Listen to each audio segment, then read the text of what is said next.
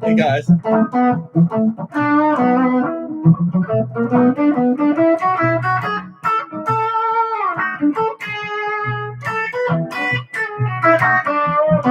guys, Kevin. Robert.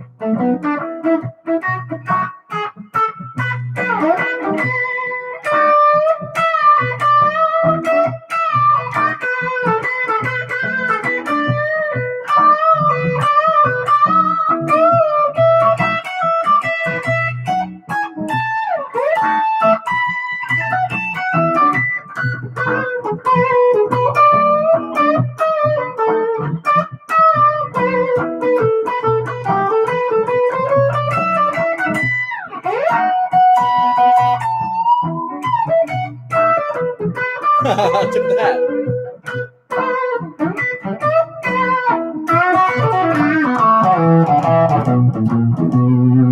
Hey guys. All right, let's get party started. Oh yeah, I have to get my video loaded up. I forgot about this.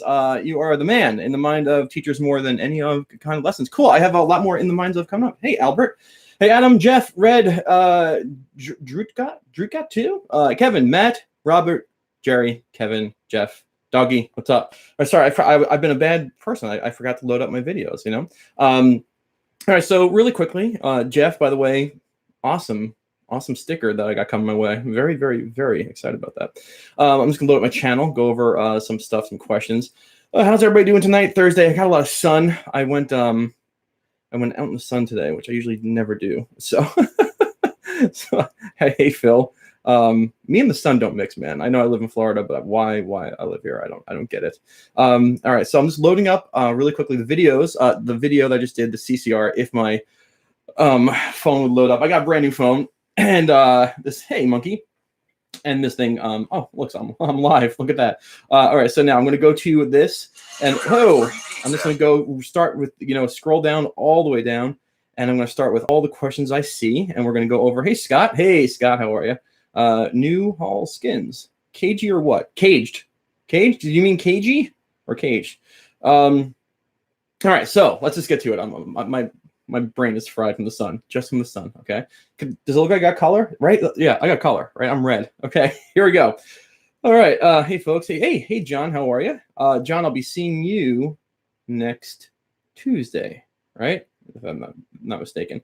All right, so really quickly, I'm just going through. I did a CCR video and just how some melodies come from the Cage chord system. So I just, what I'd like to do is I want to develop the whole routine where I launch a video on Tuesday. You guys know it's coming on Tuesday. You watch it, and then you ask any questions, and then review it on Thursday.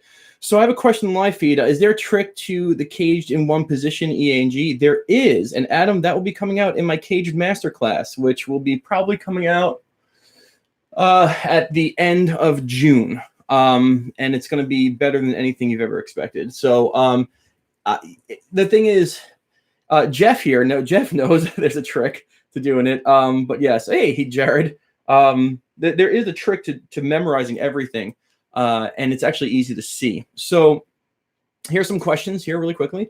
My problem is as follows. Okay. Wow. Okay. So I'm just going to read this and I'll see it. So here's the first question. My problem is as follows. If there's a strong song with great rhythm and melody, then the phrasing. Oh, okay. So this guy's talking about how he has a hard time.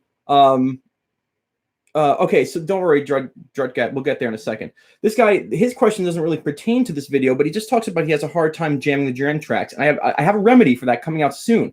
They are very specific jam tracks that I will be making for you. Happy Thursday, Cheddar. Good to see you. Yeah. Well, this is my Epiphone. This is the methadone version of my Les Paul.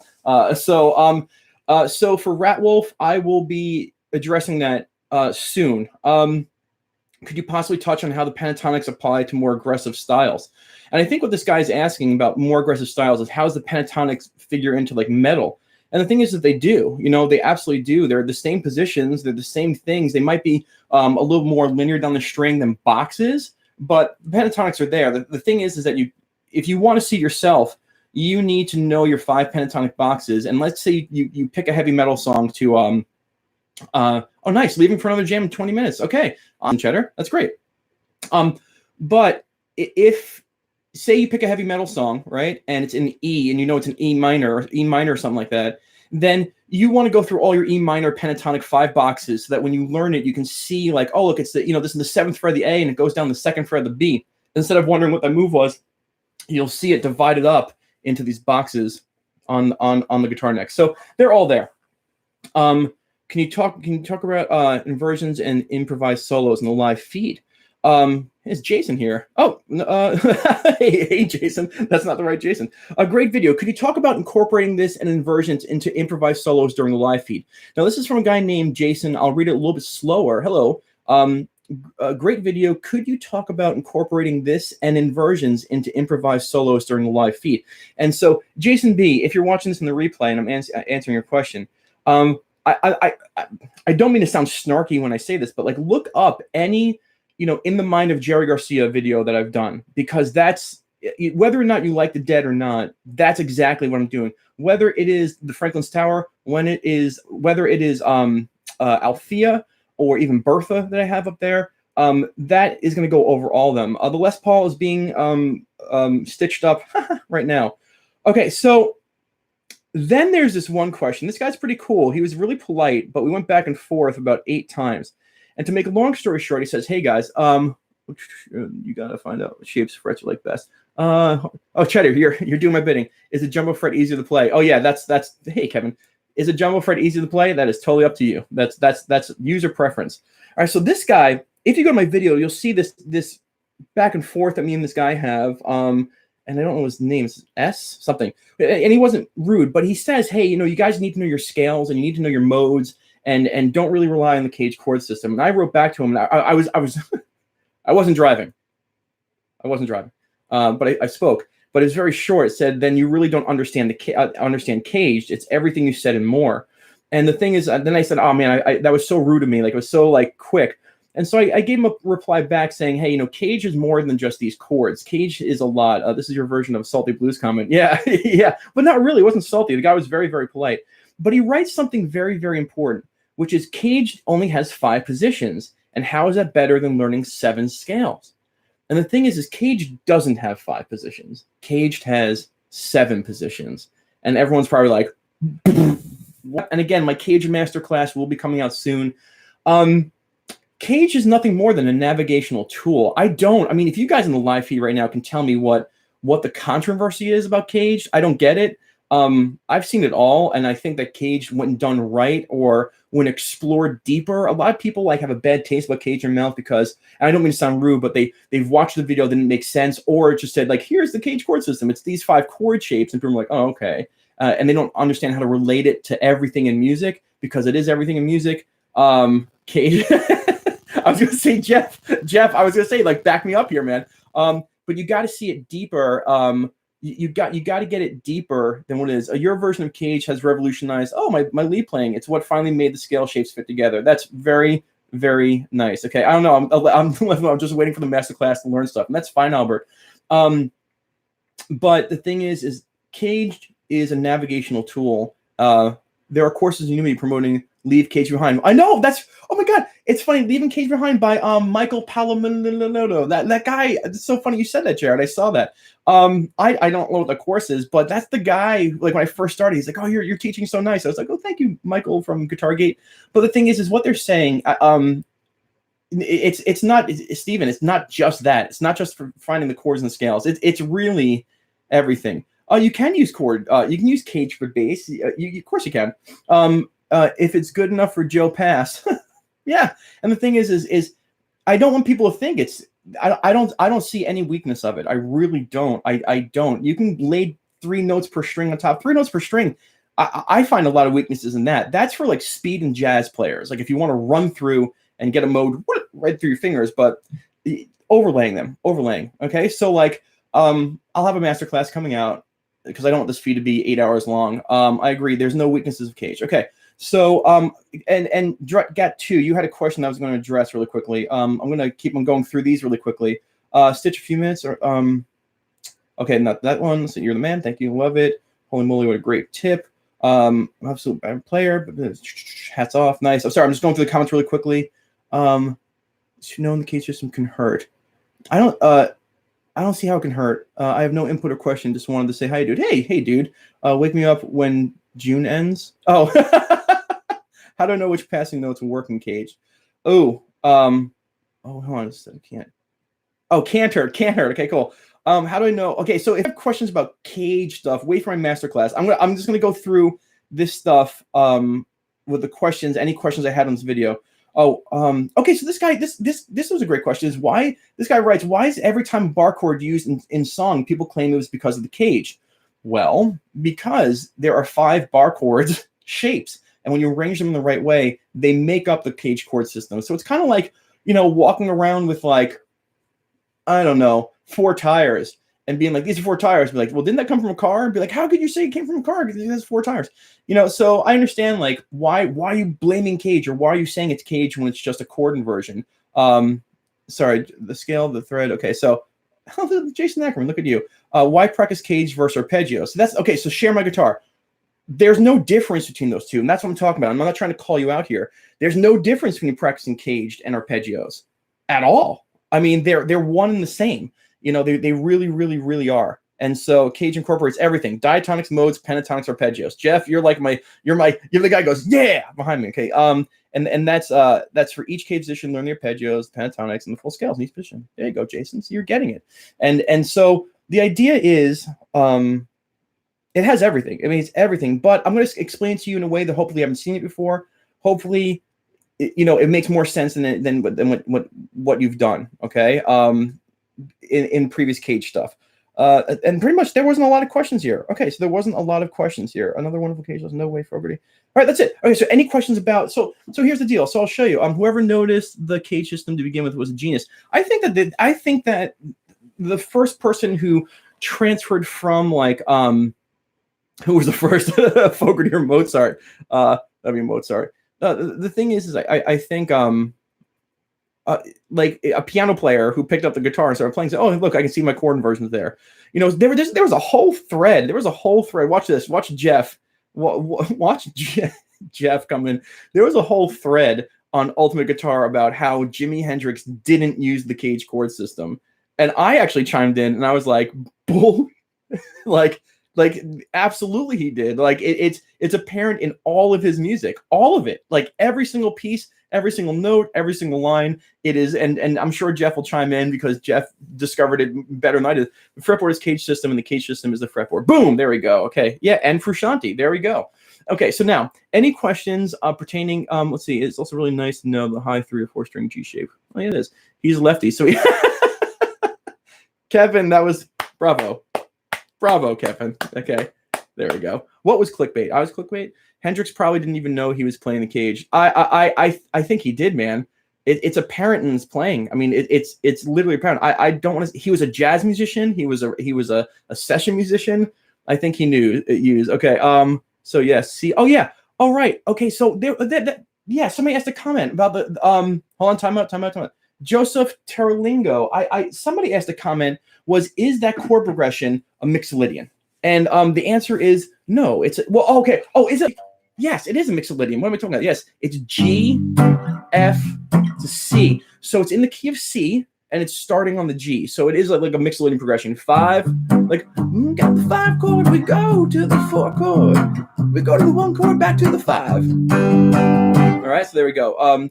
So there we go. So that's that. So yes, it is Mixolydian progression. So when you're looking at melodies, any melody from a song. Again, here's the famous one. And don't tell me that Bob Weir didn't use the Cage chord system. So, oh yeah, Snow. Snow is a great example of the Cage chord system. That come on.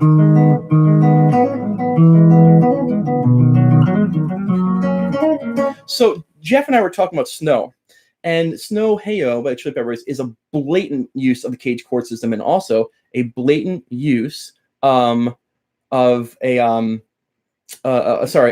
the cage chord system, and a 1-6-4-5. So I'm going to show you this to you, okay? So we have, well, let me put the capo on, okay? I'll put the capo on so you can see it better, okay? If I put a capo on the 4th fret for snow, all right, you can see it better. I have an E minor chord, and you can play, and then you play a C chord, and then a G chord. So now, really? Now, so we have an E minor, we have a C, and we have a G. Okay, E minor, C, and G. What's the missing chord to make a 1-4-6-5? What's the missing chord? Jeff, don't answer. I know you're gonna pipe it in. All right, we have an E minor, C, and G. What's my missing chord to make a 1-6-4-5 work? Ooh. Anyone? Oh man, did I stump the stars? Did I stump you guys? No, not A minor. Don't be afraid to answer.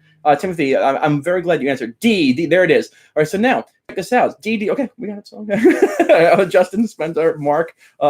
Hey, Don, how have you been, buddy? All right, so the thing is, if you look, E minor, C, G, and he doesn't play the D here. What he does is he takes a C-shaped chord, puts it up here, and you get this. There it is. He takes the C-shaped chord and moves it up. And so when you're playing this, it's hard to see it, but you have the E minor shape, C, G, shape, C, and C up 2 frets with D shape.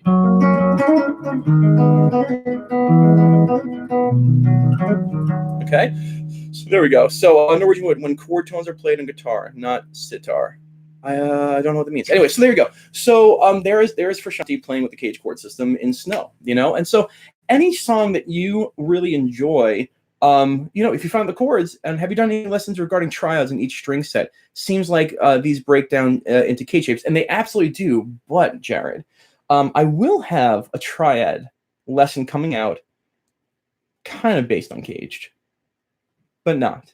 But the thing is like, I think, you know, it's funny. I hate the word triad, right? I hate it because it makes it seem more important than it actually is. You know, a triad is a 1-3-5. It's a piece of a chord, right? But you know, that's all it is. And so when you're looking at chord tones, if you want to look at 1s, 3s, and 5s, and 1s, 3s, and 5s, and 1s and 3s, you can do it all day long, and you do want to know those. But the more important piece is knowing that they're pieces of the chord tones.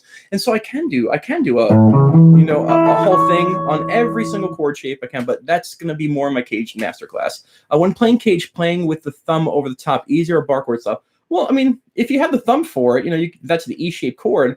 I can't get the C chord down in the cage system without something being muted. Okay, Richard, that's the most common thing. Okay. Everyone I teach to hates the C-shaped chord. It's one of my favorite shapes, okay? Now, I think, these are not Tranastasio fingers. Tranastasio has giant fingers, man.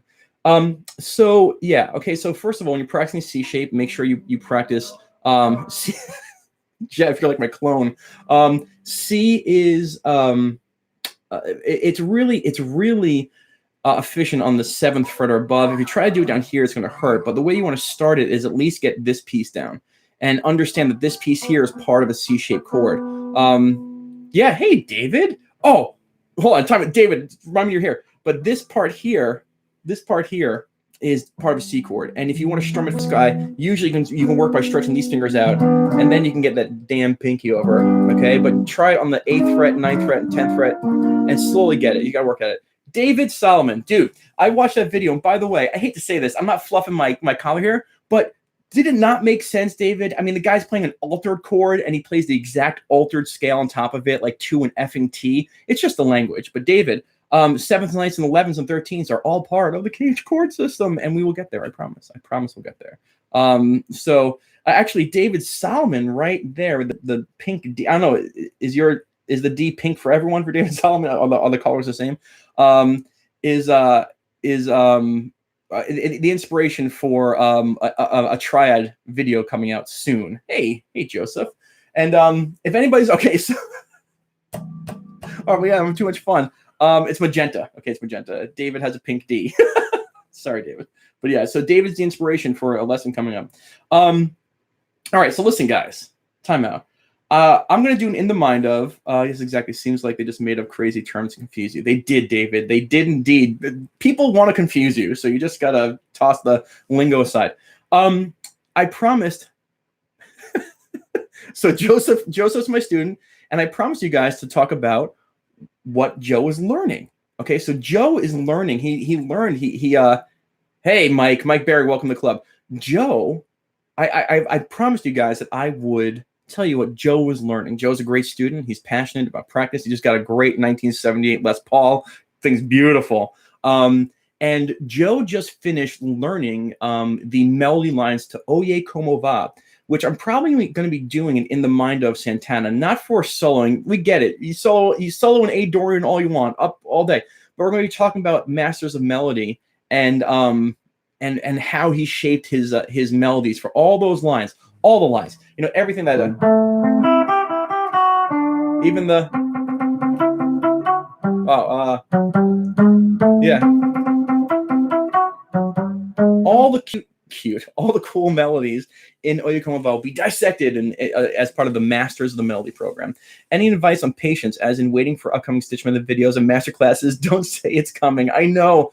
Well, see, David, obviously, Albert, if you guys only knew how busy I was, if you, I mean, like, if you walked a mile in my shoes, I wouldn't walk a mile. So, can't wait to learn this on flute. Yes, please do this one. Oh, hey, Mike. Yeah, we'll do Oye Como Va. New art on the shelf new art on the shelf in the last couple of videos. Yeah. Okay. So I covered up Jeff's drops, but this thing here was hand painted by one of my dear friends, and I want to put on display. His name is Ray, and he is a Vietnam veteran, and he is an amazing person. I spent a lot of time with him, and I haven't spent some time with him recently, and I kind of regret that. But I'm making some effort, like next week or the week after, to connect with him. So this is one of the new things. It was just an ink on wood, and to me it means a lot to have this. So this was on display there. So that was one of the things.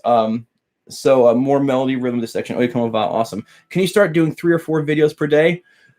No. Wait, do you guys know how many lessons I teach per day? We'll sit and talk about this. How many lessons does Stitch teach a day? First time in live chat, your lessons help me to improve. I thank you. Lesson on morning dew, maybe. Yes. I'll get on morning dew. I promise. Hold on, give me 1 second. I'm trying to figure something out. Okay, don't worry about that. It reminded me of something that little line.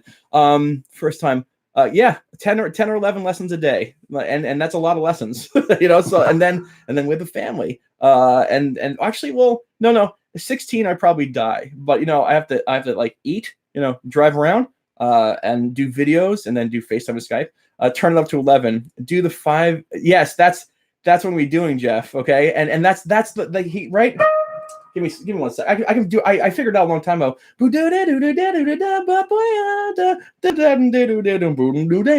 that's his opening. It's beautiful, but it's all caged chord work. We can get. Maybe I'll do that next time. 1 hour or half hour lessons. I do hour. I do hour and a half. I do 45 minutes, and I do half hours. Steven. Hey, what's up with Elliot? That practice sessions was cool. I was actually going to do one this Monday, but I had an effing really bad headache, and I just called him and said, listen, I can't do the lesson today. I just got to go take some medicine and chill out. So probably next Monday we'll talk about Elliot. All right, so anything else coming at you? Or me? Hey, what's up with Elliot? Okay, it's already 1.5 hours. I'm looking at everything. You guys are awesome. My Les Paul is being worked on. I have a Trey video. I have a Bob Weir video coming. Yes, but you're making a living doing what you love. Oh yeah, it's absolutely, Mike. I'm not complaining. No. Don't take me saying like, oh my God, I teach. You know, no. I don't work for a living. I think it's awesome. But it's 12:51 a.m. in the UK. No way I could deal with this daily. What is it too late? Is it too late? You know, I'm gonna. Is that a good thing or a bad thing? And don't worry, Jason, we'll do more stuff. Big thanks to your dedication to teaching us all, man. You're great. Oh, thank you. Any ear training ideas in the works? I can do here ear training. I have a weird take. Just rotate Trey and Jeremy will be fine. Ear training to me is very, very different than how I think it is, the way I think about it. What about the D'Angelo and Bob? I don't know. I haven't really like studied that stuff. Have a great day. Let's see. I'm in the UK too. You should really get some sleep. Go get some sleep. You're not going to miss a lot of stuff. You can watch this in the review. Stitch, by the way, I use those Trey triads all the time in my playing now. Just a tease for everyone. Oh, David, you said it. Yes, David, if it's okay, I will have everyone thank you. I'm out, Stitch. Okay, see you later, Jason. Good to see you, and we'll have more Trey stuff. Yes, David Solomon is, we're going to be talking about Trey Anastasio's triads. Ooh, and I hate that word, but it's really good stuff, right? Like, we'll get there, and we'll do all the fun stuff. Don't you worry. Any other questions? Oh, by the way, so what you want to do is any chance of trucking video? A little rundown. The little rundown gets stuck in my head. That just the beginning. That we're talking about, Jared. Maybe, sure. I can do a lot of stuff. I mean, the thing is, I love doing dead. I love doing fish. But I also want to branch out. I also, I don't want to be. I just don't want to be like Fish and Trey and Jerry all the time. I have the Allman Brothers. Oh, by the way, let's talk about Whipping Post. Tom, are you here? Tom, I'm going to wait for you to say hi. Whipping Post. No, I'm not going to do. I'm not going to do slide. I was going to do the Whipping Post video, and the only guitar I would do that video on would be my Les Paul, and that's when my Les Paul headstock broke. It's the morning I went to go film the video, and I went, oh, okay, this is a sign. I'm not doing it. And so I'm going to wait for it to get back, and then we'll all, hey, Tom, good to see you, buddy. First of all, Tom, those pictures were awesome, man. The pictures of you on vacation, those were mighty impressive mountains or rocks behind you. So thank you for sharing. I will get to Morning Dew. Hard to Handle solo from, Bear's Choice live album, my favorite Jerry solo. Huh. Okay, let me write that down. Do you think trying to learn how to read music notation is a waste of time? No, but let's talk about that, okay? There's a great joke, right? Great joke is, how do you stop a guitar player from playing? You put sheet music in front of them. You do want to know music notation. For the straight up ability to communicate with each other, just to communicate, because all they're doing is communicating the ideas on paper of music notation. But I don't want anyone getting confused with the idea that music notation is music theory. It is not. You can absolutely learn a ton of music theory, pretty much all music theory, without reading a note. And then you can say, well, aren't you musically illiterate? In terms, yeah, you can totally say that. But then you want to just learn how to read music, because it's a communication tool. And it really is. Unfortunately for us guitar players, there's tabs. And tabs are very, very easy to read, and you can communicate. Sorry, a lot of people just chimed in, so I have to go read through. So don't mistake music theory for music notation, but do learn it. Okay, so do you play much funk? Well, do I play funk? I don't know. I can play funky stuff. I like funk, but I don't sit and play it. The thing about what was it? One of my students, Lyle, told me about how like Buddy Guy sat in a funk band, and and they said, okay, just play a ninth chord. He's like, a ninth chord? And they said, yeah, can you play a ninth chord? And Buddy was like, all night? Are you kidding me? So like funk's cool and stuff, but like you were a liberal. I don't know where that come from, but whatever, it's fine by me. I had a light bulb moment today, realizing when you play certain scales and key of C's and Cage all over the neck, it all fits. And yes, that's exactly right. Okay, so Michael, you did great. Hey, Stitch, finally able to see you live. Nice finally virtually meet you. Nice to meet you, Just Bob. I did too. Dude, you are still okay. That's that guy. Okay, you get the message left for you on YouTube. When did you leave a message, Chris? I can't do it now. Maybe I did, maybe I didn't. I really want to see that In the Mind of Bob Weir. Yeah, so do I. No, I'm kidding. Basic pedal boards. I have an upcoming podcast with Neil, and I really want to get into his pedal board, because he has some sounds that really I want to see, like if they're like a Leslie filter, something, and it's good stuff. You're awesome, good work. Thank you. If a song is in G major, can you use the G pentatonic scale interchangeably? Yes, and here is an example. So the question is, can you play here? So if the song is in G, let's see. Let me get my loop out of the way first.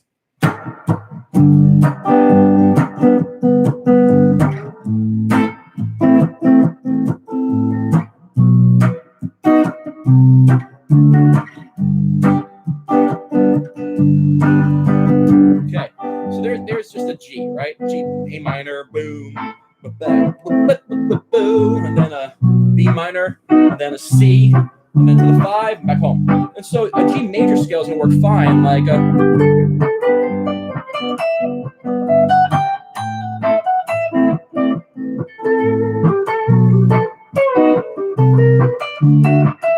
so that's going to work fine. So now if you play this pentatonic,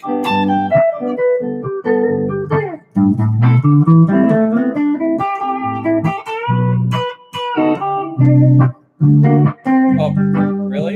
It works fine because, and I think, there we go. I think a lot of people understand that pentatonics don't have any modal responsibility. So of course, a G major pentatonic will work fine.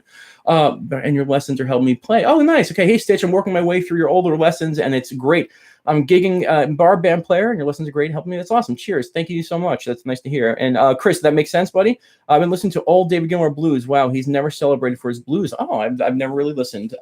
G minor pentatonic won't work, correct? No, Albert, a G minor pentatonic will work. Now, can someone tell me before we go, why will a G minor pentatonic work on top of a G major chord progression? That's the question. I'll sit here. Oh, I don't have my cup of chicory coffee. Darn it. Yes. Okay. Play some Bollywood song. Have you ordered the Beat Buddy yet? Ah, Jared. Don't be too psychic, my friend, but you'll see. Oh, you'll see. John, good to see you, buddy. Because that's the blues. Because it's the blues. Because when you put a minor pentatonic on top of major chord progression, you get blues. But not just blues. You get blues / rock and roll. Okay. So when you play a major on top of major, it's like, yeah, Jerry Wilson coming in.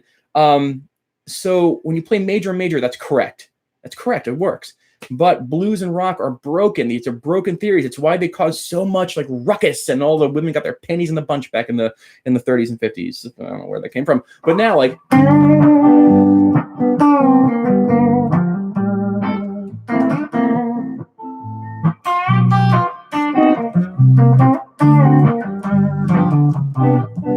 there we go. So yes. Oh, now I gotta get going. You guys have a lot of questions right now. Share my guitar. Major and major is 50s rock ? I have a video I want to do about that. Let's just say that one of the best guitar solos ever taken in history, and it's the simplest guitar solo ever, would bridge the gap between major and major into minor and major, in my personal opinion. Now, it's in a commercial sense. I know when I mention it, everyone will be like, "Oh, Stitch, you know what you're talking about." But like, to me, it's an iconic moment in music history on a very, very famous song, even though it happened before. But it was the first time I think it snuck in and people went, "Oh, it's good." And so I'm not going to tell you what it is. I'll discuss it in a quick tip, or like, "Hey, listen for this. Johnny's Be Good major." No, it's I don't want to tease you. I should just tell you, but I want to tease you. I want to hold it there. Ramones. No. Way before that, a changing mood within the solo. Yes. Do you recommend any online tool for scale and chords for learning? If you go to well, I don't have. Oh no, I don't know any like online scale and chord generators. I stay away from them only because like they're here, so I don't search them out. I'm not trying to sound like a dick, you know. You know what I'm saying? No, not Clapton. Not Clapton. Before Clapton, buddy. But I'll tell you in a video. You'll have it coming. Country is a lot of major. Yes, it is. You did a good vibe of minor pentatonic over major, hitting those ninths and the minor thirds, rolling into major thirds. Oh, thank you. Okay, so anyways, listen, I'm gonna get going. You guys are really filled with a lot of questions today, and I love it. I love questions. Sean, how does he do this? How does he do this? I'm literally saying goodbye. He's like, "Oh, I'm gonna come and say hi." All right, so Sean, are we doing In the Dawn tomorrow? This is how you guys know that I'm gonna be signing off too. God, Sean. Yeah, is he a lurker? Okay, you know it. Okay, cool. Is that what you do? Do you watch the whole thing, and then when I say goodbye, you go, "Hey guys, it's me, party time." Sean is so busy. All right, so listen, Tom, good to see you. Thank you. And Whipping Post will be coming out when my guitar is healed and nice and good. Do it some justice. I hope you all had a fun time. Los Jefes riff face. You know what, Sean? This is on. Let's see on.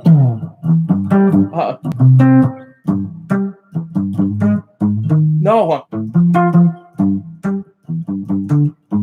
Was that it, Sean? I'm trying to get that thing down that we did.